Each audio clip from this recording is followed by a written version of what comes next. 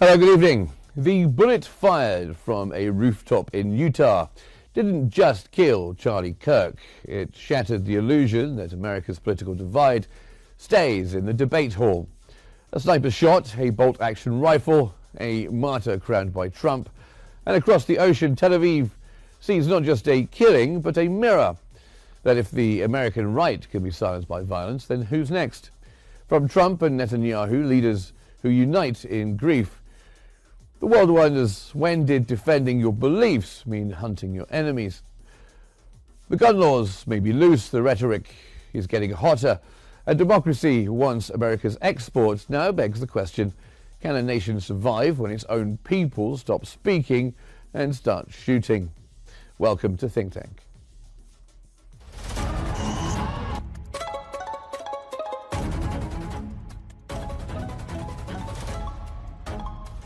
Our world is becoming unhinged.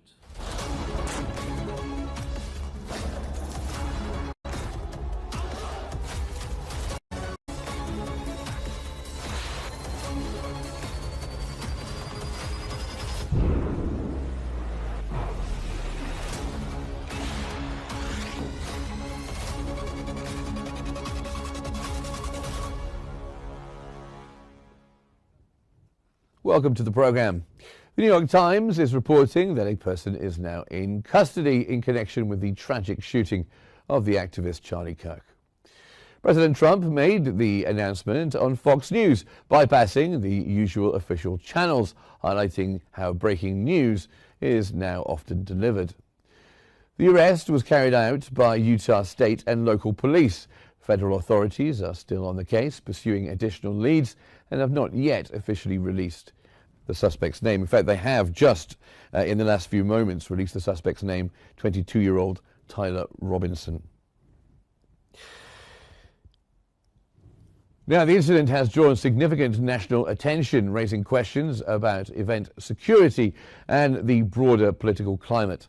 The Utah governor has stated his intention to pursue the death penalty for the suspect, underlining the severity and sensitive nature of this case.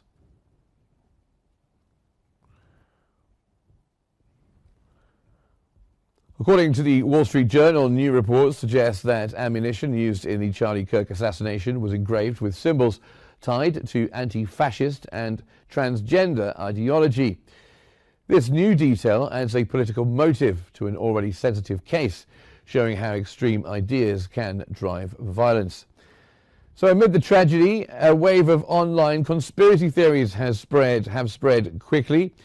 One particularly baseless rumor is claiming that Israel was involved in the shooting, attempting to sow chaos and distrust on a global level. In a strong rebuke, Israeli Prime Minister Benjamin Netanyahu has publicly dismissed these allegations as insane. His clear statement highlights the critical need to confront false narratives that threaten international relations.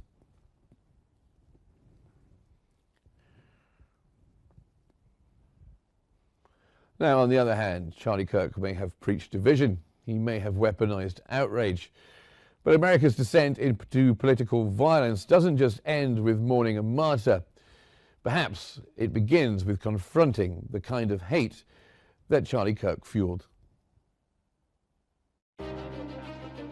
He was speaking to students, inviting them to prove him wrong. He didn't expect a bullet to be the answer. A high-powered rifle, a rooftop sniper, a targeted kill, not random, not chaotic, precise, cold. The weapon, recovered in woods near campus. The suspect, still at large, but the message delivered.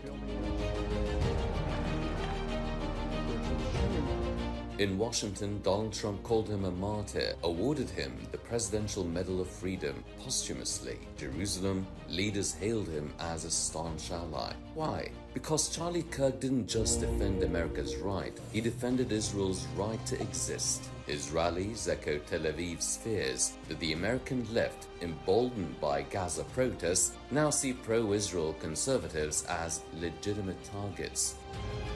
Across Capitol Hill, lawmakers are terrified. Democrats cancel town halls.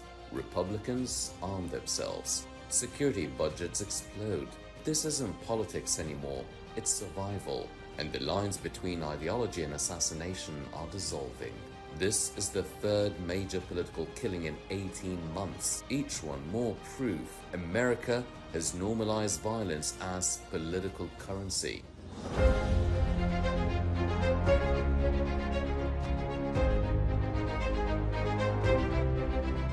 The bullet that killed Charlie Kirk didn't just end a life, it shattered an illusion. The democracy in the US is safe. The debate can survive without blood. And for Israel, it's a warning. If they can kill Kirk in Utah, who's next? In London, Berlin, Tel Aviv? Democracy is not measured by ballots, but by how we treat those who disagree with us. If Kirk fell, who's next? Well, providing us some analysis on the most recent updates concerning the tragic killing of Charlie Kirk and its implications. We are joined from Washington by Mr. Dennis Jaffe, strategic affairs expert and political analyst, and also Adrian Calamel, a fellow at the Arabian Peninsula Institute. Thank you very much, both of you, for being here with us on Think Tank. I'll start with you, Dennis Jaffe, if I'll come to you.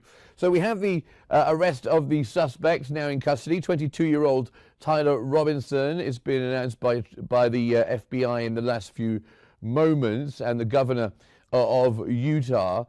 And we also discovered there's been a discovery of ammunition, which has been engraved with certain political ideological symbols, anti-fascist perhaps, and we're told transgender politics. What does this say that we now know that we suspected, but we now have much stronger confirmation that this is a political assassination? What does that say about the killing of Charlie Kirk? What's your reaction? Mark, good to be with you and discuss these very important issues for the audience. Well, I think it says two things. One, most importantly, we need to recognize that violence is wrong. Political violence is wrong. It is a cancer upon society. And secondly, someone who commits such violence of such a grotesque nature is likely to have mental illness themselves. And that is to not say all of this is about mental illness. My goodness, no. It is the proliferation of guns. It is the demonization of other, whether it is a Democrat, a Republican, a Jew, or an Arab, a Democrat or a Republican. We have demonization, we have mental illness, and we have the proliferation of guns.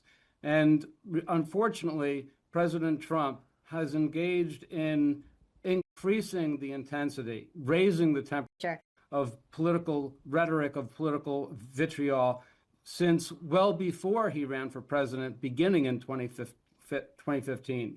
He called for an opponent of his, a Republican, Liz Cheney, the daughter of a former vice president, to be tried for treason. He even said maybe she should be shot.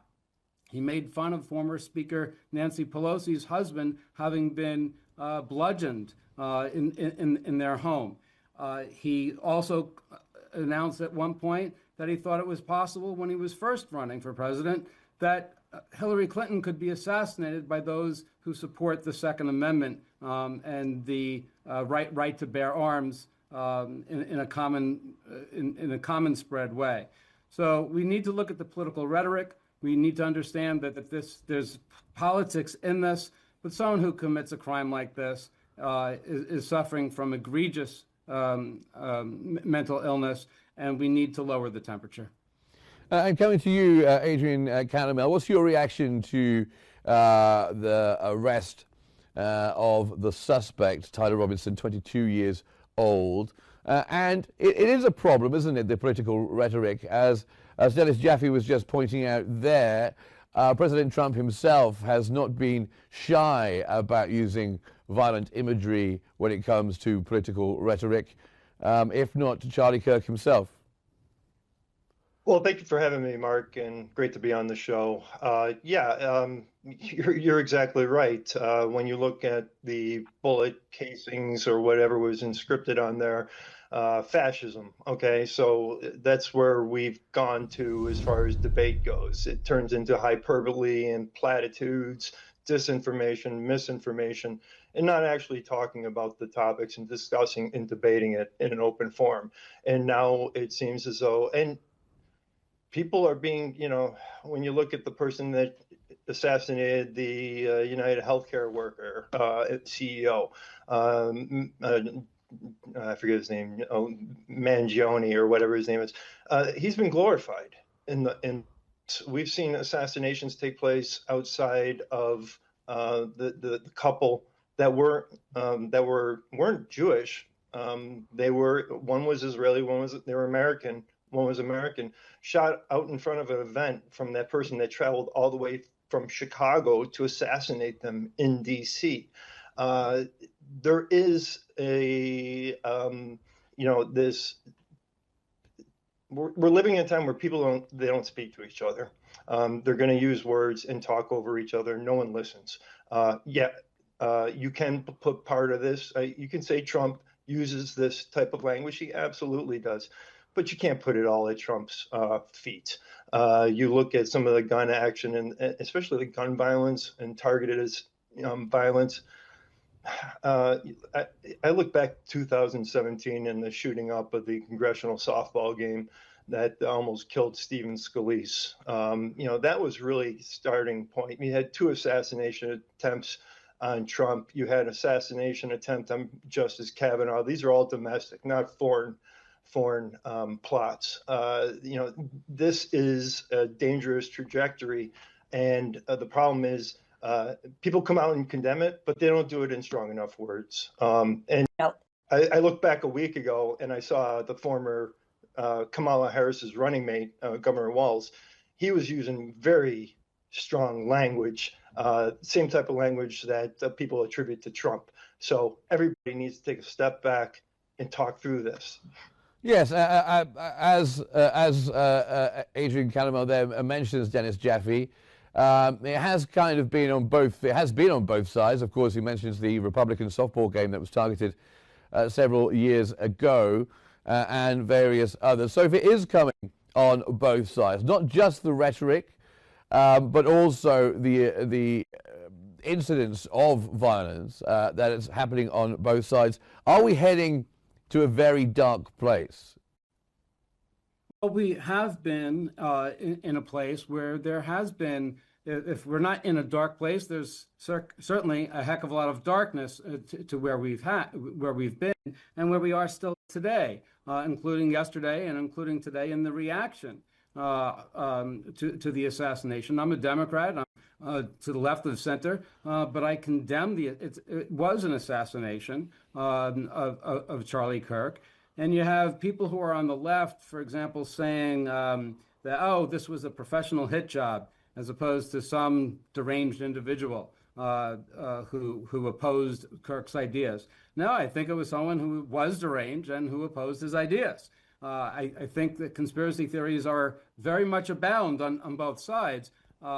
I think that we do need to recognize that where rhetoric is dangerous on both sides, I think it would be untruthful if we do not recognize that the rhetoric from President Trump does glorify and in fact encourage political violence. He explicitly said that his opponent, Liz Cheney, who from his own party, should be shot and tried for treason. He laughed about former Speaker Pelosi's husband being attacked in their home.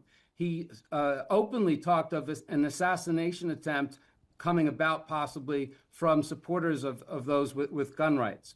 And so there are incidents on both sides, and they all must be deplored and condemned. And as was just said by Adrian, they must be condemned in the strongest of terms. We often do not hear Republicans condemn acts of political violence, for example, in the state of Minnesota, with the top legislator leader in the Minnesota legislature, as well as a former state legislator. That was not condemned roundly at all by Republicans. Democrats must condemn what happened 2 days ago now, and I think they largely are.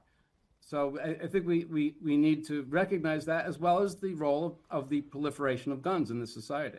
Adrian Calamel, isn't that right, though? I mean, Democrats did come out at the death of Charlie Kirk, and they did condemn the shooting at the Republican softball game and other events like it. But Republicans do tend to be a little bit more quiet when it comes to acts of violence, which perhaps the base are glorifying online, being slightly more supportive of, like Nancy Pelosi's husband being hammered in the head in his own house.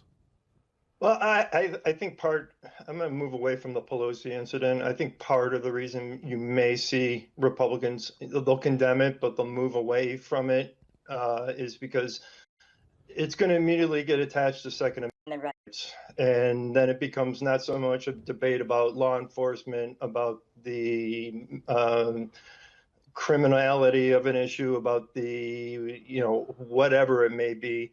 It becomes a gun, which, that is an issue, but I wouldn't say it's the root cause of the problem.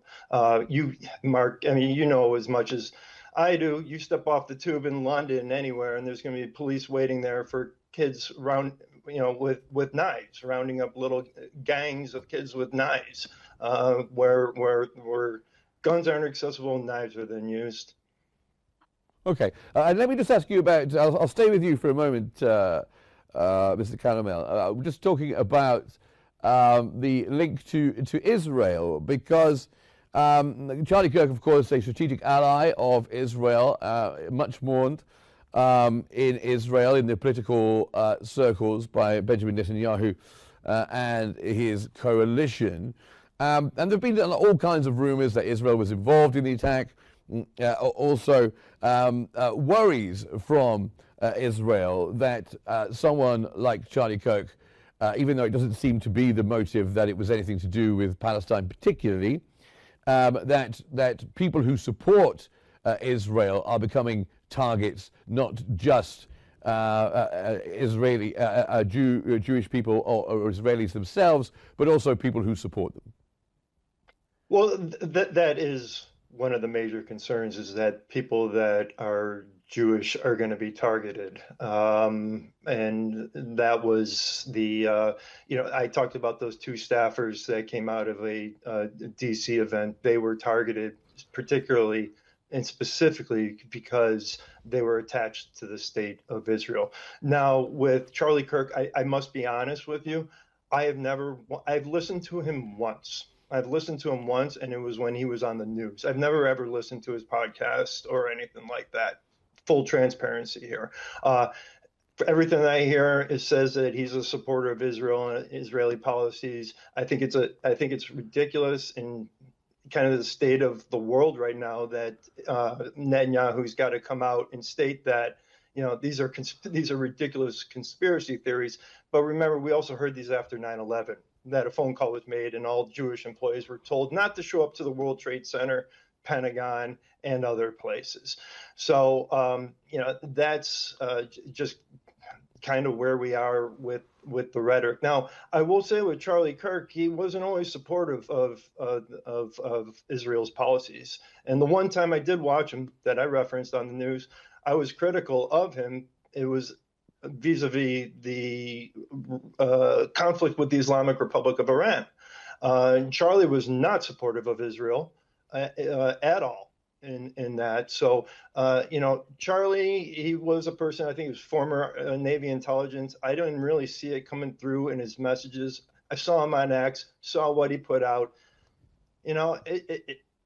It lacked depth. It lacked the type of depth needed. I understand he amplified the voice of the right of Israel to exist. I also believe Israel has the right to exist.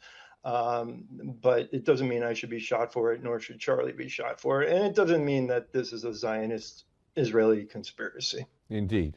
Well, coming to you, Dennis Jaffe, and let's talk about the security of it a little bit. We have this rifle fired from a rooftop. He had a very good view, you can see from the video footage of where he was compared to the stage. I mean, campuses should be places where it's free, you're free to go and have a debate and discuss different ideas and have visitors come in. Are we looking at a time now, especially in the United States and perhaps in Europe too, where these kind of discussions on campuses are becoming too dangerous to take place? Well, it's a sad reality that this aspect has to be discussed. Academic freedom, the college where you have free discussions, a few decades ago where I had the opportunity to enjoy that myself. I think that I don't think that it is too dangerous that we have events like these in the future, but I do think it is certainly more dangerous than in the past. I think that we have to have greater security precautions than we have in the past. I'd also like to reduce this in a way that is kind of mundane.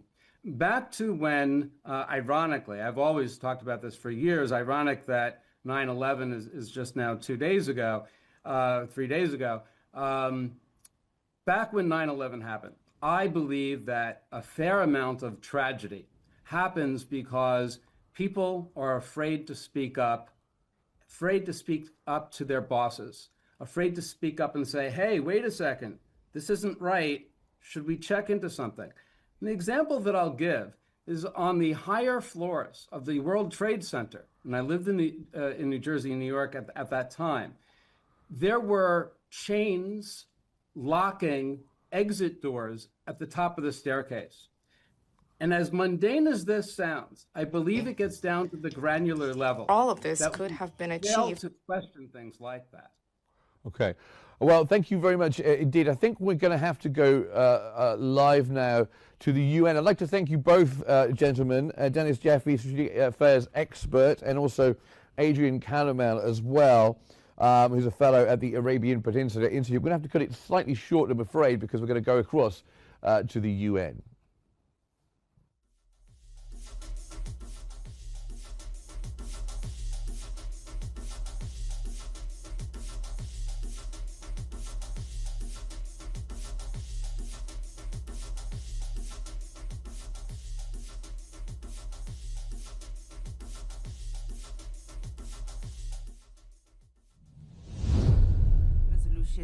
And ICJ rulings which have given hope to the Palestinian people. This motion, together with statements such as those made yesterday by Prime Minister Netanyahu, that, and I quote, "There will be no Palestinian state, this land is ours," close quote, undermines the prospect of a Palestinian state.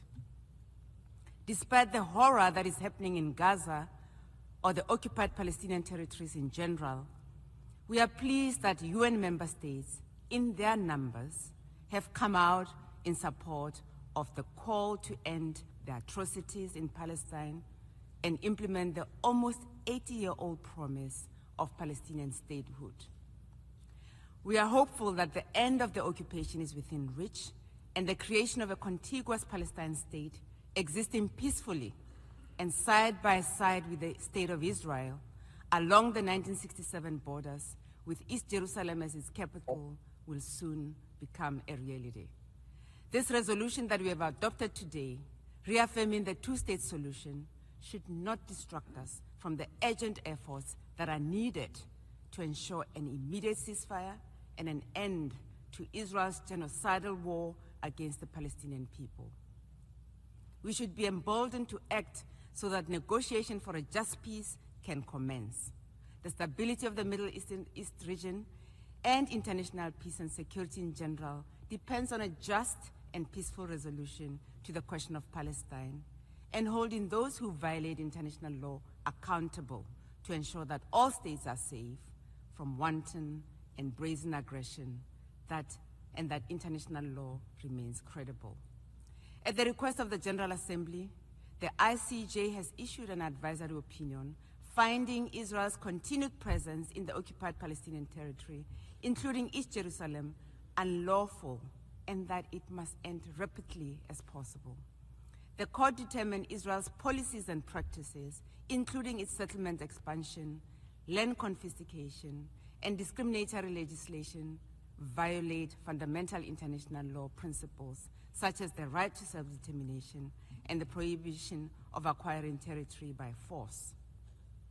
The opinion also sets obligations for all states to not recognize the illegal situation and not provide aid to maintain it, and requires the UN General Assembly and Security Council to consider actions to bring the unlawful presence to an end. A year ago, this Assembly adopted Resolution A/10/24, calling on all member states to take necessary measures to implement this ICJ advisory opinion. This creates legal obligations on us, all of us, which we must adhere to. Madam President, South Africa voted in favor of the resolution today and welcomed the outcome on 5 September 2025 with a clear understanding that the outcome document, as described in this paragraph, in paragraph 42 of the declaration, was prepared under the authority of the co-chairs and is seen as their own view on the outcome of discussions, as well as proposals from the working groups, and does not preclude a more inclusive approach to negotiations towards finalizing the two-state solution and a true realization of the right to self-determination of the people of Palestine. The outcome serves as an important reference for what is required for a viable two-state solution, while not constituting a determination or prejudgment of the negotiations required to achieve this.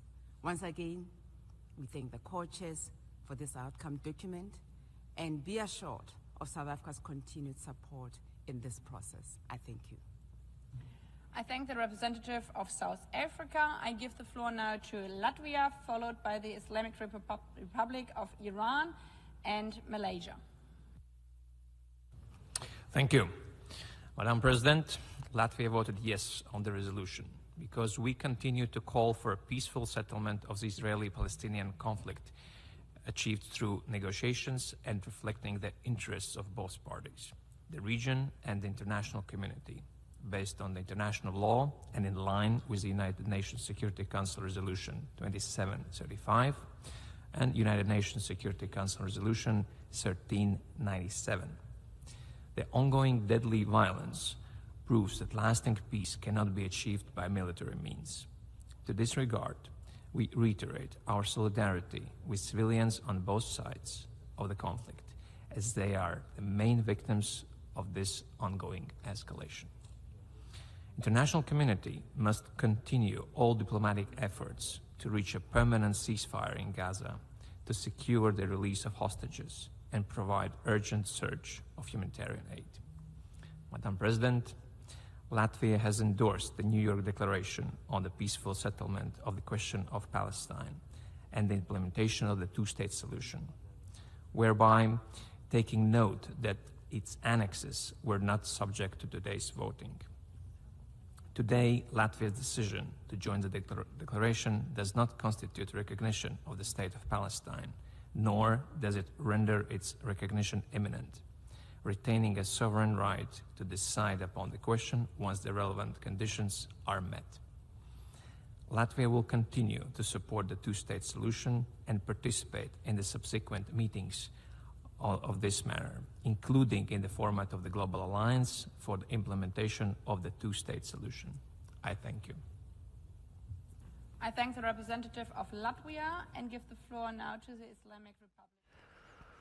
Of course, the UN there, where they have adopted to support the idea of a two-state solution. We heard from the Latvian delegate, and also the South African delegate as well, who called for an end to Israel's genocidal war on Gaza, as said the South African delegate. So thank you very much for watching our episode today. A bullet in Utah, a death in Washington, fear in Jerusalem, and democracy doesn't just die with a bang, but when speaking becomes deadly, and vengeance replaces debate. Thanks very much for watching Think Tank, which always tries to unveil the complexities of our changing world. Thanks for watching. Stay tuned for more updates here on Q News.